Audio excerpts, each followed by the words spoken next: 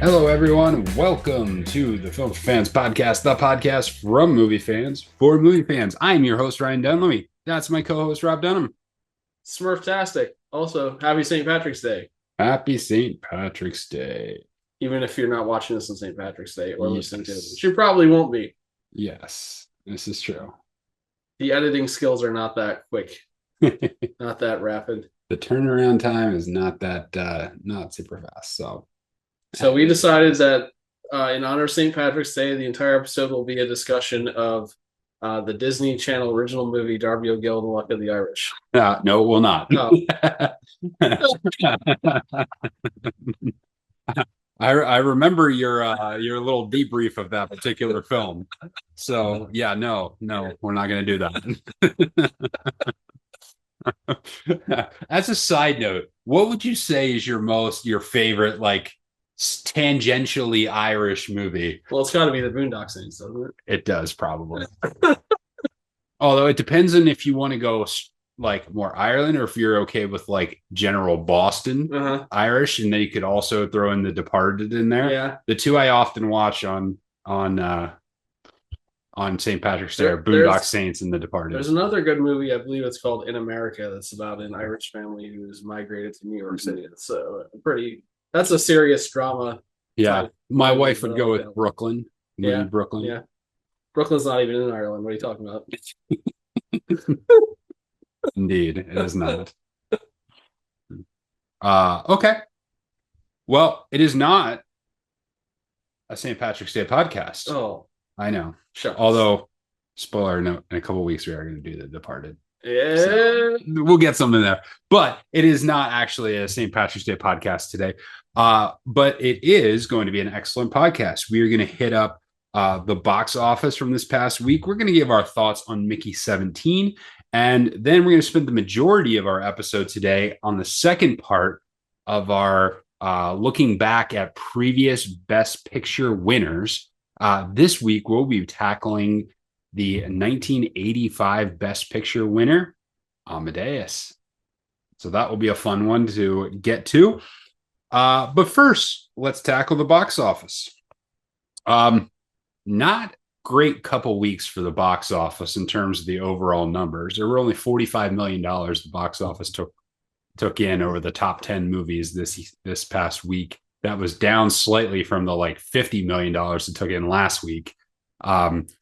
Sometimes we see individual movies top this. The entire box office didn't top that. So rough week for the box office. There were, however, new movies out. Three of them made the top five.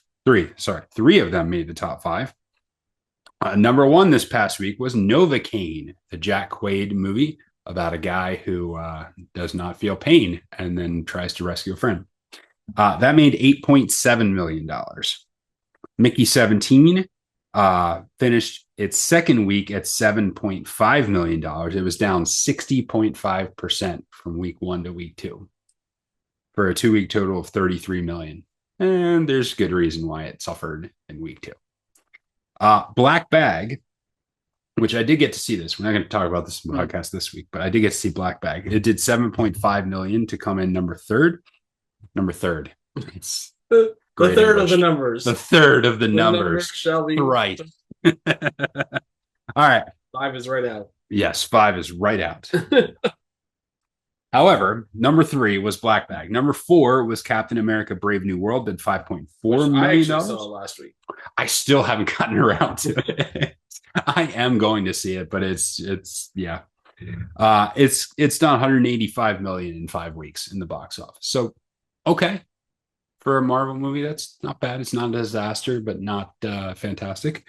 And rounding out the top 5, another new one, The Day the Earth Blew Up, a Looney Tunes movie, did $3.1 million in its opening week. Do you have any thoughts on our box office? It is interesting that there's like a fully animated Looney Tunes movie. It is. Because I didn't know about it until I saw the trailer for it in the theater last week. What is the state of Looney Tunes in general? I don't know. Are they still on for like kids to watch? Reruns are on somewhere, Cartoon Network or somewhere. Like, are they streaming anywhere? Probably. You can probably look it up. We're lazy. Yeah. Um, the most exciting part about the box office from last week was seeing the trailer for Fantastic Four before Captain America. Yeah. Yeah, I get that. Um, and trust us, this time, this is going to be the time where they get Fantastic Four right. Yeah. We'll see. I'm not convinced. Yeah, I think it was interesting to see how it shakes out. I mean, I think individually, like Novocaine, Black Bag, the Looney Tunes movie, all did okay considering the type of week it was. Like you wouldn't have expected many of those movies to do super fantastic. Um, Still, like just yeah, not much of an appeal $8.7 million for the number one for the number one movie in the box office this past week. Yeah, that's rough. This makes me hurt physically. Yeah. Tough.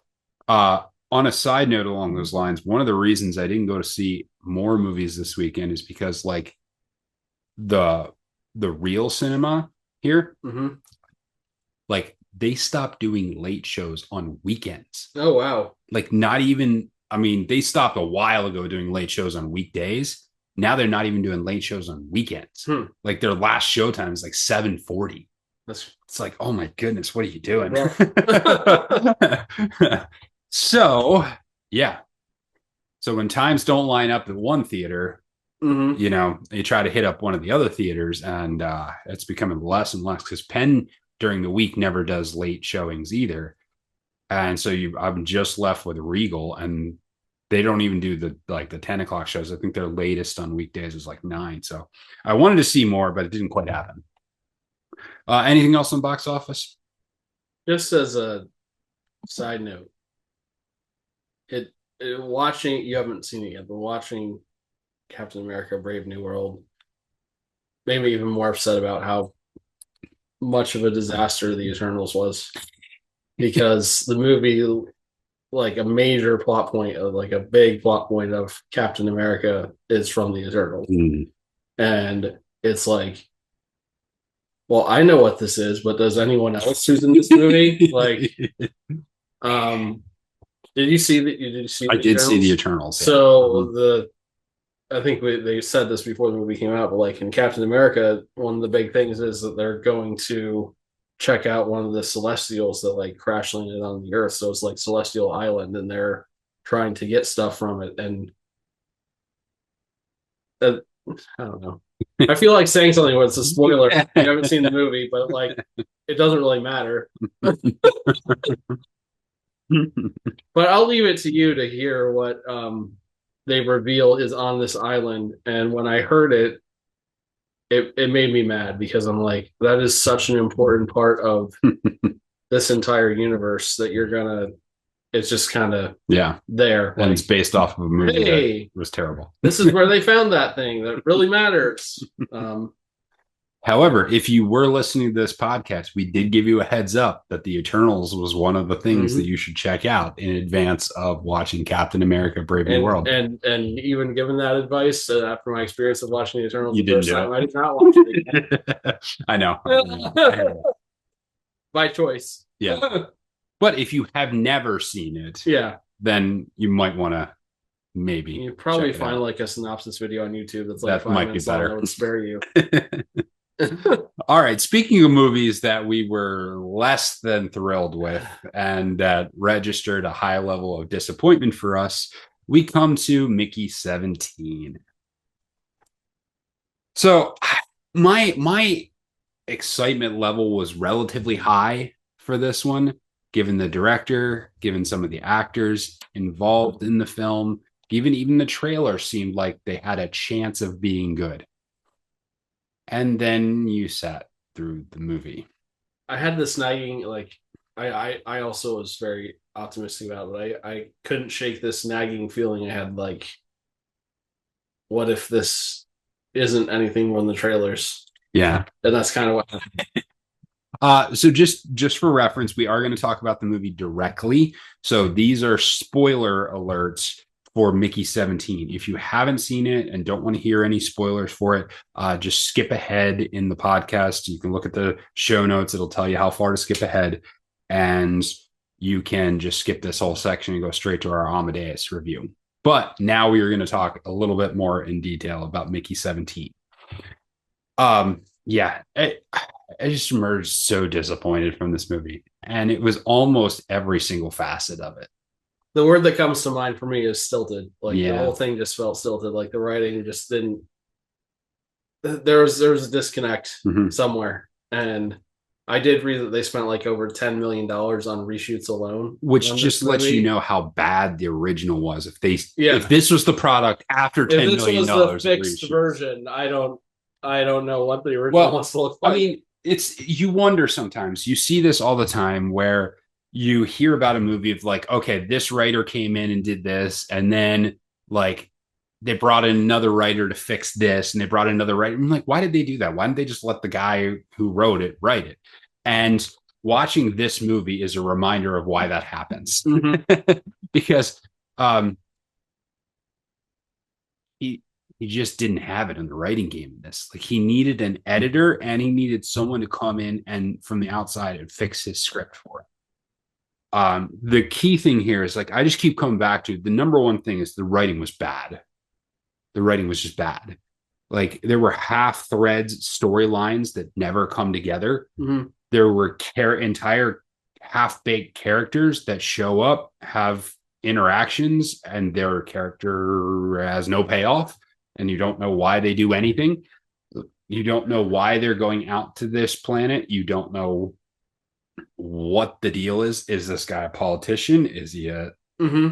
Is he a religious leader? Why is he like this? Why are people following him? Like there's no background to any of these characters. There's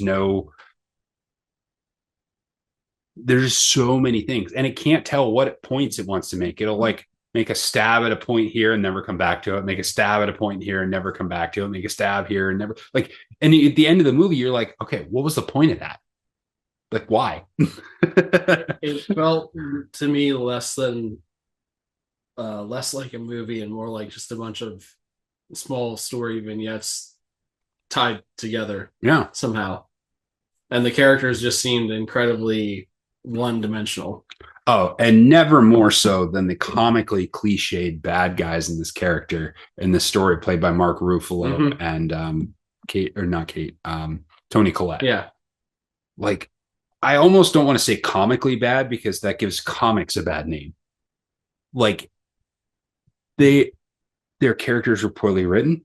There was zero nuance to them. There was zero motivation for them, and they were incredibly overacted. Mm-hmm. Like it was like everything about them was bad. I feel like it must have been an attempt to be satire of like the way the current political system is, but Maybe, I yeah, like it wasn't focused enough to even.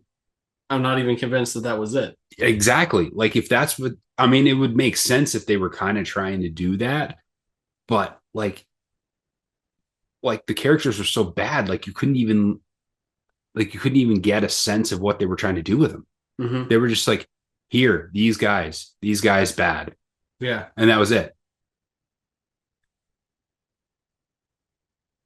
So yeah, it's just yeah, it was really disappointing.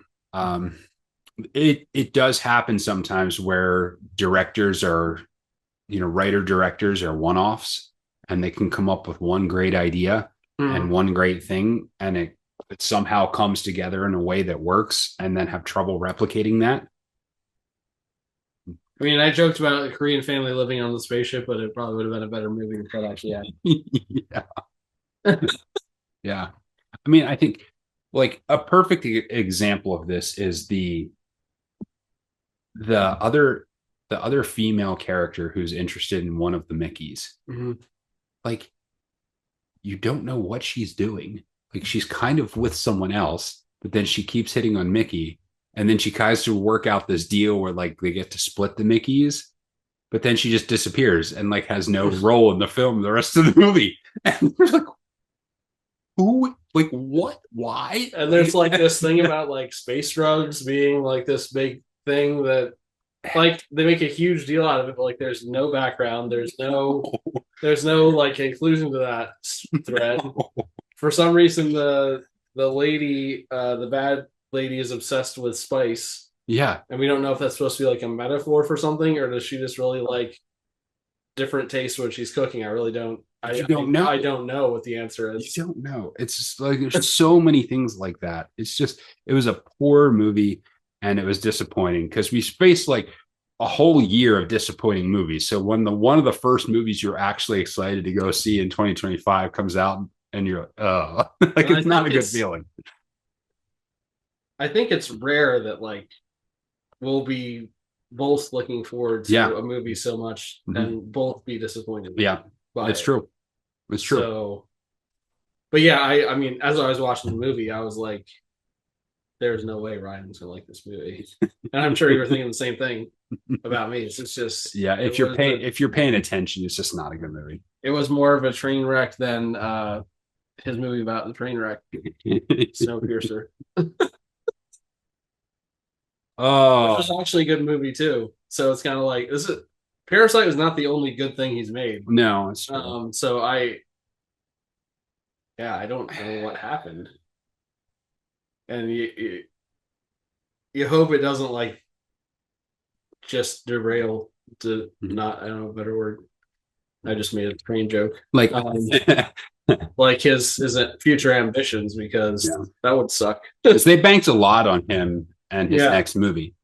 The I mean, studio this did. movie costs a lot of money to make, Yeah. and it's not going to make No. anything close to being profitable. No. And we talked last year. There were a number of movies we thought were very, very good that didn't make money and we didn't understand it. This one totally get it. Yeah, Totally get why it's I'm kind of surprised it had as low as a 60 point whatever percent, which is like, okay, Rotten Tomatoes, what are you doing? Like they put in the advertisements that this was like 89% rated. And I'm like, who like are you gaming the system? yeah. Like, what are you talking about? Like, nobody who saw this movie is going to rate it an I mean, 89. it didn't even get an A minus cinema score, which is pretty hard to do. Yeah. That's like when they ask people what they're thinking of the movie when they leave the theater.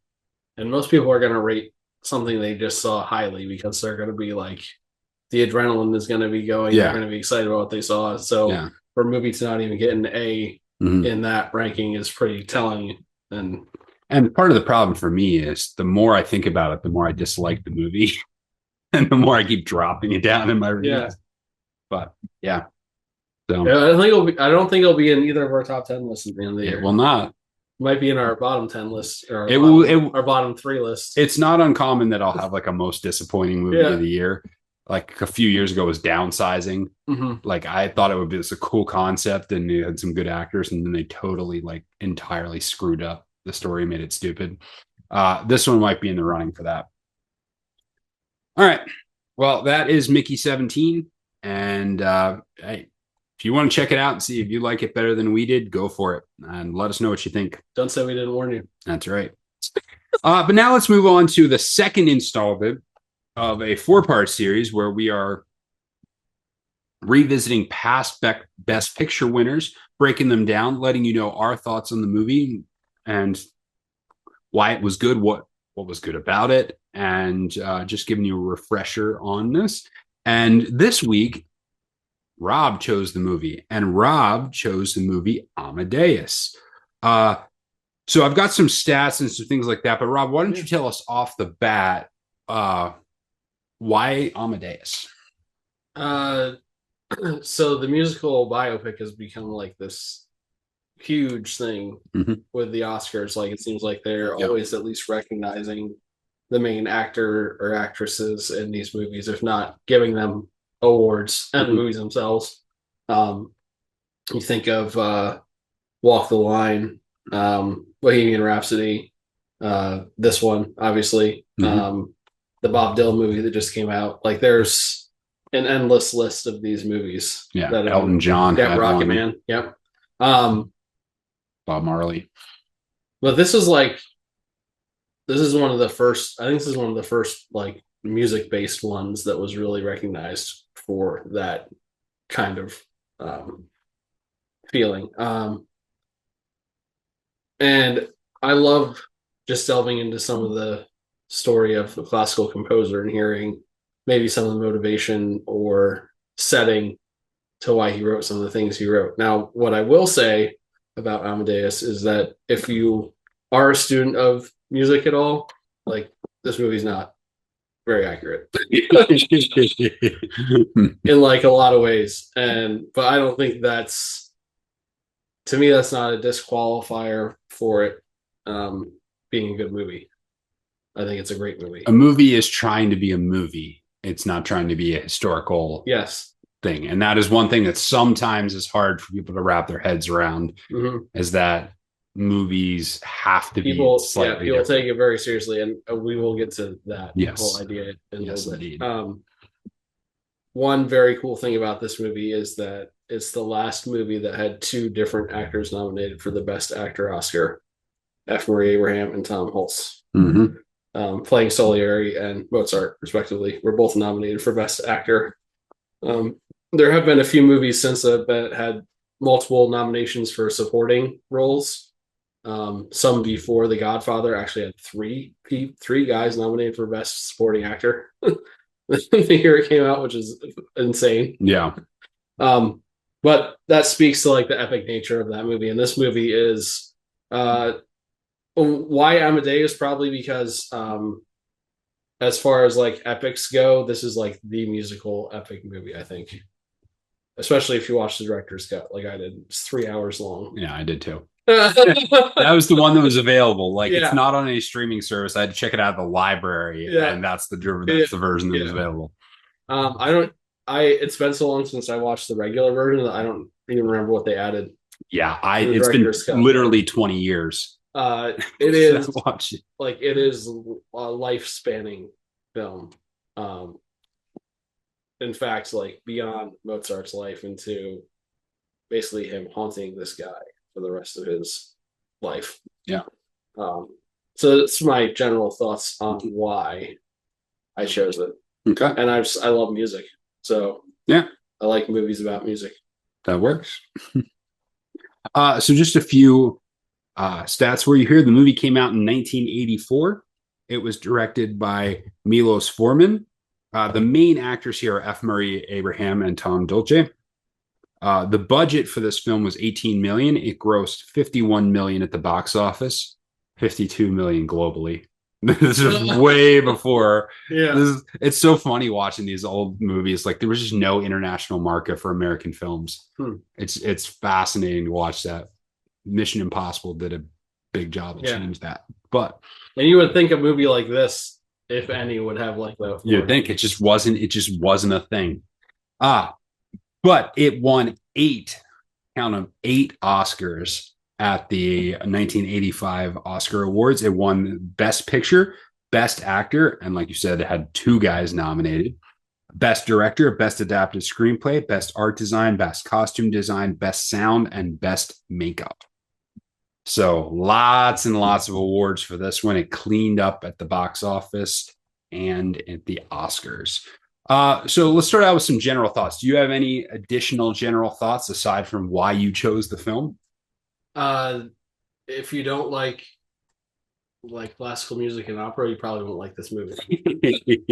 There's a lot of music in this movie, which is something that I love. At the same time, it is not uncommon to have like a score or a classical piece of music underlying a film. So for those of you who are not like super into it, it doesn't feel super foreign to you, because this is the type of music that often backstops what's ever happening on screen in movies. Yeah, I would say the opera is a big differentiator that a lot of people might not really have a big ready connection with. But having studied it in college, I appreciate it. So fair enough. For me, the interesting thing with this particular movie is it all comes down to the fascinating thing is that they told the story of Mozart through Salieri.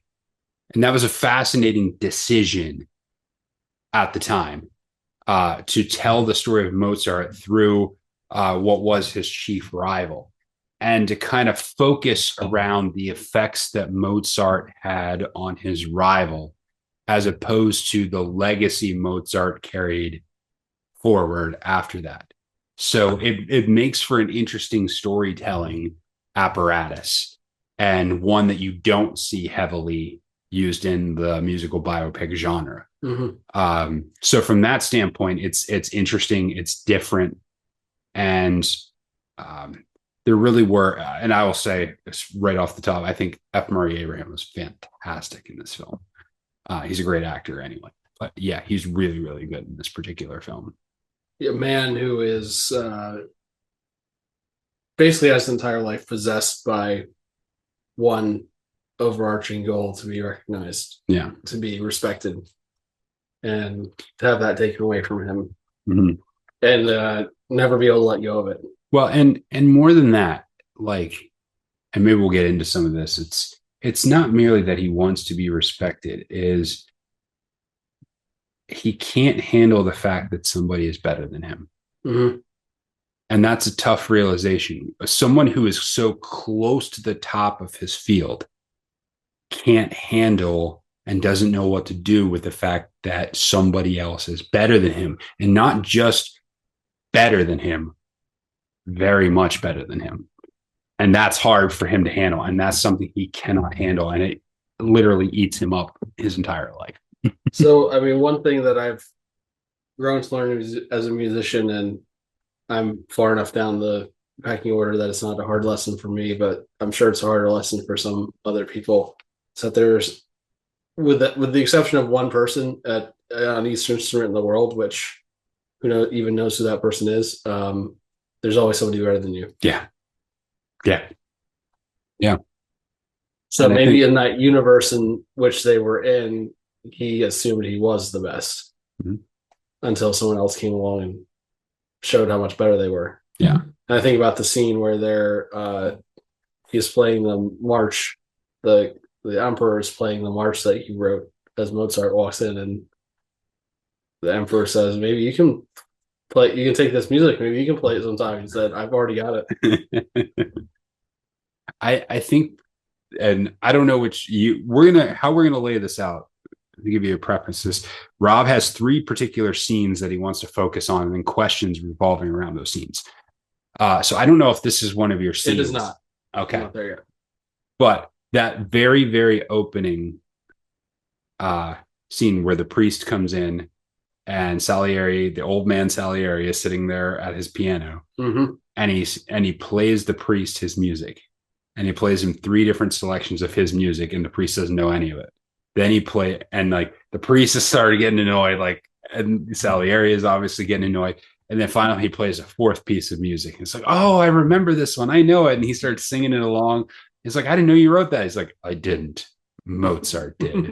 But it's just like, that's such an amazing way to encapsulate what the entire story is about. Like, it's just an awesome tool to use to be able to explain very succinctly and very shortly everything that movie is going to play out. So one of the things that impressed me most about this movie, and what led me to this idea of a few scenes in particular, is that the movie itself, like I said, is epic. It's like this huge movie. There's so much happening. There's so much intrigue. There's so many storylines that actually get played out and like realized. At the same time, there's several little scenes throughout the movie that like perfectly encapsulate what's going on with the story and the emotional weight and impact behind what's happening in the story. First one I think of is they're very intentionally in the movie. There's a scene where Mozart's dad is coming to see him, and he walks through the town, and he walks this very specific route, like underneath the bridge, past this building, around a corner. And then later on in the movie, Mozart does the exact same thing, but he's coming home from party drunk. And they use the exact same shots, but 2 completely different points of view. The one is like the strident father who's trying to make sure that his son is doing what he's supposed to do and making the most of his talent and making money, and he tells him not to get married, but he gets married anyway. And then the other one is Mozart coming home completely drunk, stumbling everywhere, after being out with other people who aren't his wife, and just he's basically destitute at this point because he can't get any students, and it just struck a chord with me as like, here's what one person wanted him to be, here's who he was, and that disconnect is a driving force behind the whole movie. Yeah. So that scene stuck. Those two scenes, they come at different parts of the movie, but it is the exact same shots and just different paths that were taken. So, if you have any thoughts about it? Yeah, and clearly, like the overbearing dad and the rebellious son element certainly comes to play in this one, and that is a real feature of this film. And you see some of that later when Salieri's, who knows his Mozart story, is sitting there watching Don Giovanni and recognizing it for what it is. And there clearly is a motivational element there.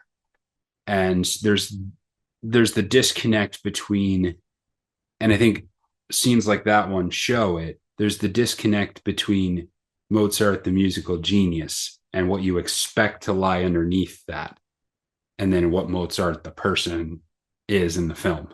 And you see that played out in these scenes, and he never quite gets past that. Yeah, there's a big question that runs throughout the whole movie for me, which is, what's actually his motivation? Yeah. And I think there's always the struggle of Mozart, that there's no real, in the movie it's portrayed that there is no real male influence who has a positive impact on his life. His father doesn't. His father is very strict with him, very, this is what you're going to do, this is how you're going to do it, I don't approve of you, along these lines. Then his close musical confidant Salieri is undermining him literally the entire movie, and then there's the emperor over there who's constantly shooting down his ideas and trying to change things as well, along with that other cadre of sycophants around the emperor who are trying to undermine him. So throughout the movie, he never has a male role model that he can actually rely on to help him in the absence of a father who cares about him to that extent. Not that his father doesn't care about him. It's just not, that kind and he plays it. I think the character tries to play it off like he doesn't care, and that's where you get the silly laugh that's happening all the time. Gosh, 3 hours of that is just unbearable. It's the worst. It's the worst, most grating laugh in the world. It's so bad. I laughed every time I heard it. Oh, it's so bad. Oh, it's awful. And I'm pretty sure Mozart didn't laugh like that. Like, I'm just gonna go ahead and guess. Frankly, that's why you shouldn't win Best Picture. If you do that, like, and you make me that annoyed, like, no, you don't get to win Best Oscar. You don't get to win Best Actor for that. So I think a perfect representation. This is another scene that I thought of why he cared, is when they're at the masquerade ball and his dad has the two-sided mask, because it starts with him looking at the back of his dad's head and it's like a smile, and then he turns around and it's a frown, and it startles him. Yeah. And I think that's supposed to tell us and show us that, like, he really does care about what other people think of him. Yeah. And in particular his dad. Yeah. And the whole pretending that he doesn't is an act. And even to the point where he's begging his dad to play along. Like, here's the game. You have to give me the punishment. Like, what are we doing? Like, play along. Like, play a game with me. Like, let's do something together in this fight. And his dad, like, can't even like they can't connect in that moment, because his dad's just like, no, I just want you to come home. Like, you're done over here. Like, I just come home. Like, they cannot connect in that moment. And yeah, that continues to be a negative influence in Mozart's life in your film. There's a huge representation in this final scene I'm going to talk about of the weight of genius. And to me, the best scene in the movie is near the end of the movie. and that's what displays this when he is dictating to Salieri the Requiem Mm. and telling him this happens and this happens, this happens, and he's like, "Slow down! Like, do you have it? Do you have it? Like, I don't have it yet. Like, And this is a Mozart who was like on his deathbed, yeah, and like super sick, and is like doing this, and Salieri still can't keep up with him. I mean, and in his own right, Salieri, the character, the way they've written it, has proven that he's a musical genius himself. Like he can look at written sheet music and hear it Mm-hmm. in his head without having to actually hear the instruments. Like he knows when he sees something amazing. In fact, he calls out some of Mozart's work as he's just like looking at it in a folio as like Yeah, inspired by God. And I just love that scene because there's that tipping point between, okay, I'm really, really good, but I'm just not quite that good. And in that moment, because he's like dying, Mozart isn't doing this he's not doing it to show off or be arrogant. I think he's just like, he wants to get it all out. yeah, And his mind is operating on such a higher plane, just a higher level in that moment that he's able to just see it all. yeah, And also makes you kind of think that he probably took a lot of that for granted and didn't do as much as he could have done. Which, when you think about someone like Mozart, is kind of an insane thing to say. But I think when you are at that level, there are probably very few people who actually tap into their yeah, full potential. yeah. Because you get sidetracked by girls or alcohol or gambling, Lack of money or like inability to navigate Yeah. the system in order to sustain yourself, in order to do the work you want to do. Yeah, there's Yeah. any number of stumbling blocks that just, like I said, the weight of genius is perfectly encapsulated in that scene. I love that scene. yeah. I think it shows up in a number of other. I mean, it is a great scene. It is I agree with you. It's probably the best scene of the whole film, because there's like Salieri is doing literally everything he can to undermine Mozart, undermine his music, undermine his career, and at the same time, he cannot help but have be in awe of Mozart. He can't help it. Like there's one point where he's like, I made sure through my connections that Don Giovanni only got 5 airings. But I went to all of them. But I went to all of them. Or he's talking about, he's like, and then this scene was great. This actor was great. And then the 4th movement was just jaw-droppingly astounding. Mm-hmm. And it is like he's sitting there watching it, hoping Mozart fails. At the same time, cannot help but be in awe of what he is producing and how it's coming out. And so that's that thing that's just eating away at Salieri is his entire life and his entire time. Is he knows enough to understand the genius of Mozart, and he knows enough to know he doesn't live up to that sort of level. And so he's haunted by it, possessed by it at the same time, like in it, all of it. Mm-hmm.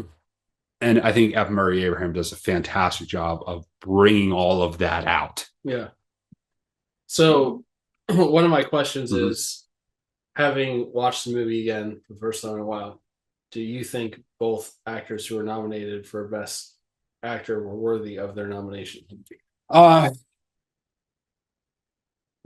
will give you an answer with a caveat. One is I did a little bit, but I haven't seen enough of the other movies from 1984 to really be able to give you a sense of like performance levels. But if you're asking me, I would have been fine if they had just nominated F. Murray Abraham. I don't think that Tom Hulcer's performance, while fine and perfectly adequate, I don't think it rises. I think it's a step below F. Murray Abraham. Now, is the step below the guy who won the Oscar for it still Oscar worthy? Maybe. But I don't think they were on the same level of performance. Here's what's fascinating about this discussion to me, this Mhm. question in particular. Yeah. For me, watching the movie, the character that had the most actual character arc development and progression is Mozart. Mhm.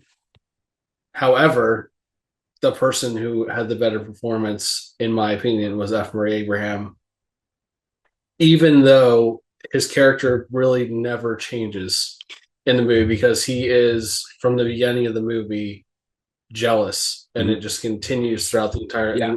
You see it just kind of overwhelm him. Mhm. I don't think he ever.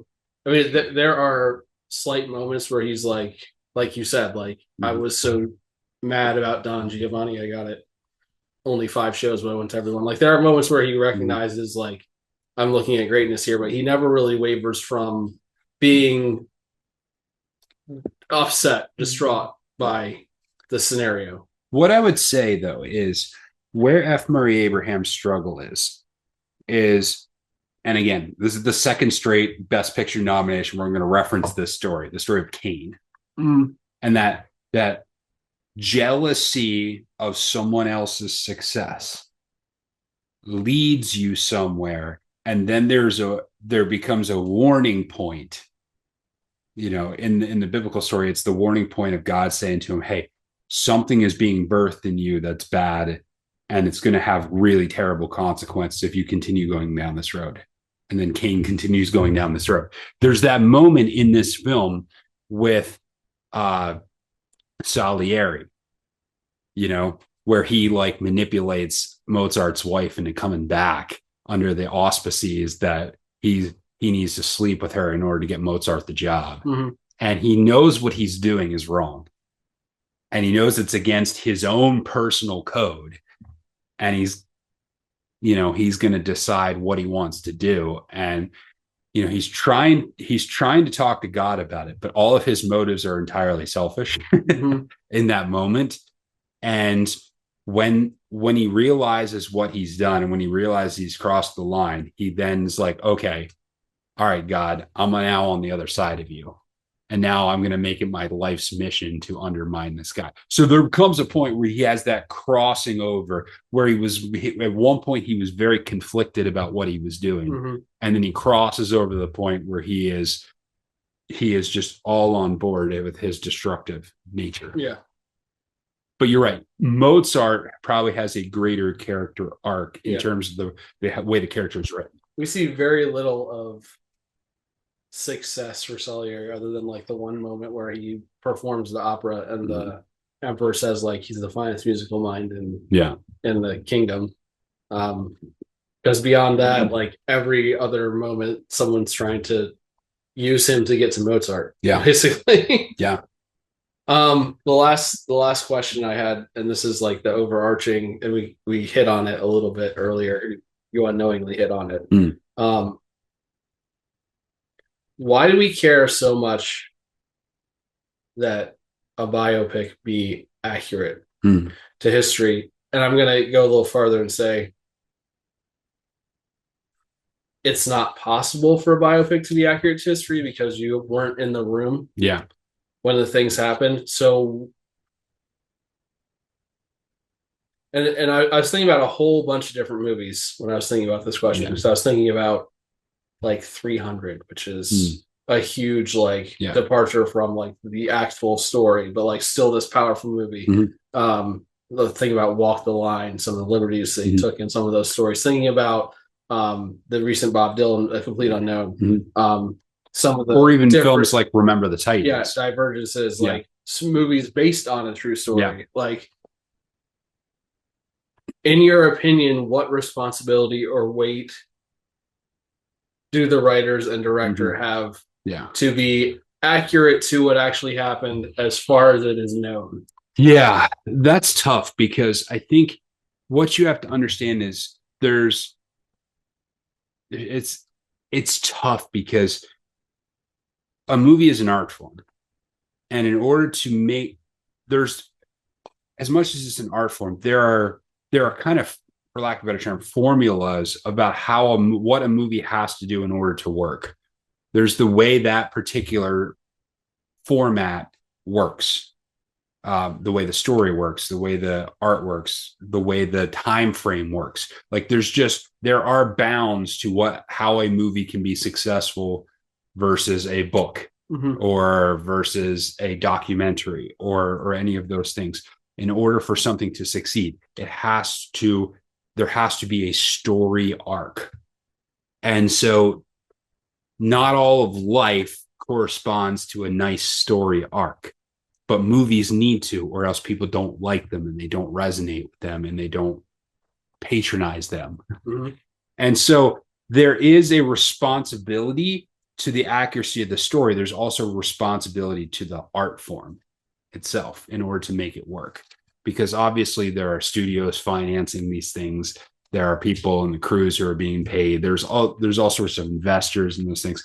And I think in general, you have the responsibility to make the best movie you possibly can, which means sometimes you do have to deviate from the truth. The hard part about that is that more people will see movies and go to documentaries. We know this.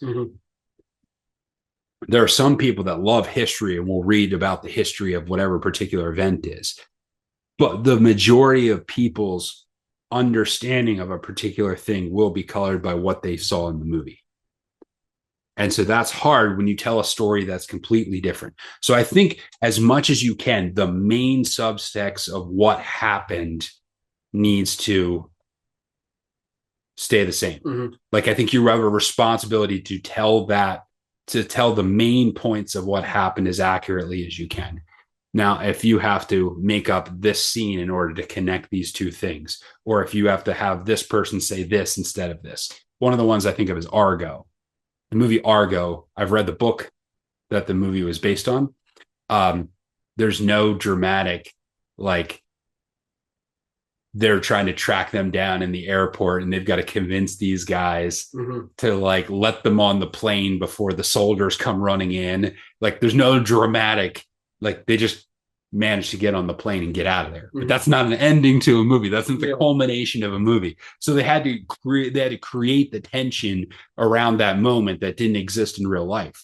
However, the majority of what they told in the story was accurate to how some of those things happened. I think we've all had moments in our life that were like, that was like a movie. Yeah. But like those moments are usually like a minute long. Yeah. And they're so rare in our life. Yeah. Because real life is not a movie. Yeah. Or that moment where that person says that perfect line that encapsulates how they feel. Yeah. You know, it's like, yeah, we'll want that to be the case, but they're just so rare that it actually happens. So given all of that, why do people take it so seriously? I think it's by nature. We are people who are ingrained to see the world through stories. We're ingrained to see the world through stories. That's the way we process our lives. That's the way we process how the world works. We process it through stories. And so we are so captivated by a well done story that it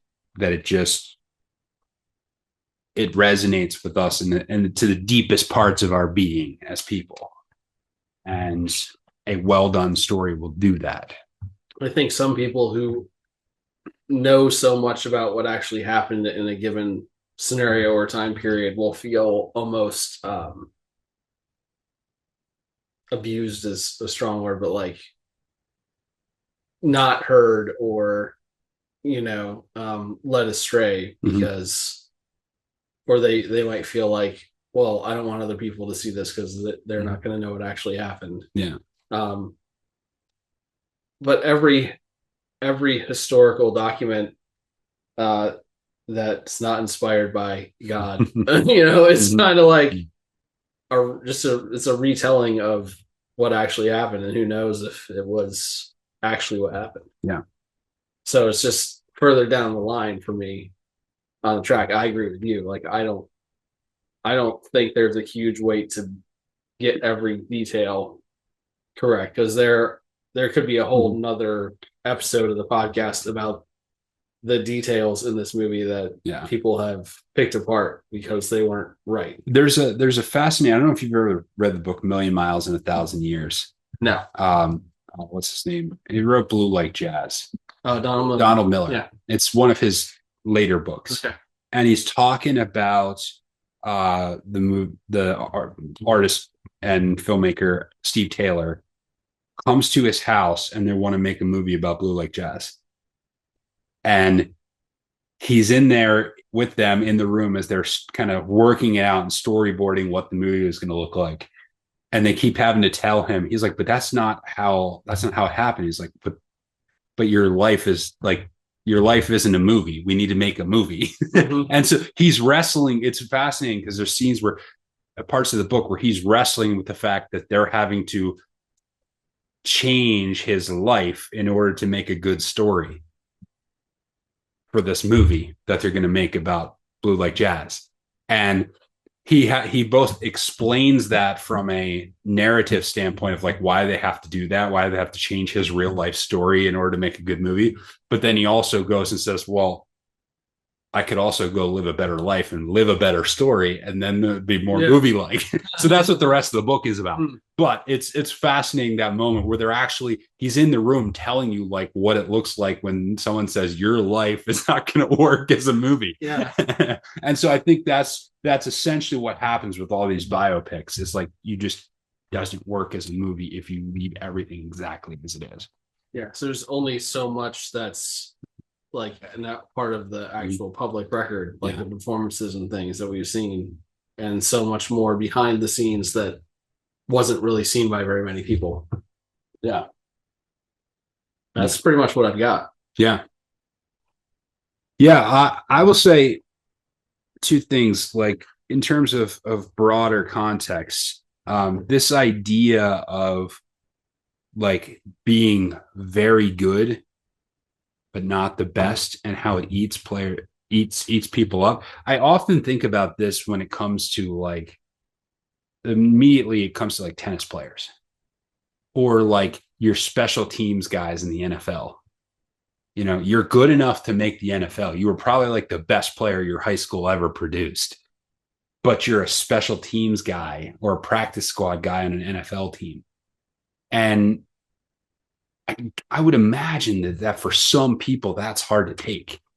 Like you've always been the best up until this point. Now you're not. Or like in tennis, like I give my best ever and the highest my career ranking ever was like 11th or something like that. Or I think about it like in the big four era of tennis with Federer and Djokovic and Murray and Nadal. Like they were almost none of the tennis players born in the 90s won any majors. Like that second generation right after those guys was not good enough to beat the guys born in the 80s, still playing in their mid 30s. And that idea of like, I'm good, I'm better than almost everybody else, but I'm not better than these guys. And that constant feeling like you're running into a brick wall. I wonder what that's, I mean, I'd imagine that does some things to people. Yeah. I imagine it does. Yeah. Pain. Yeah. So one question to you, we're gonna get up here a sec. One question to you is, where have you seen any legacies of this movie? Like, how has this movie influenced things that came in cinema later? I think, like I said at the outset, that this is really kind of the advent of the musical biography movie being so recognized. Mm-hmm. And I think we see elements of that in all the ones since that have been recognized. Mm-hmm.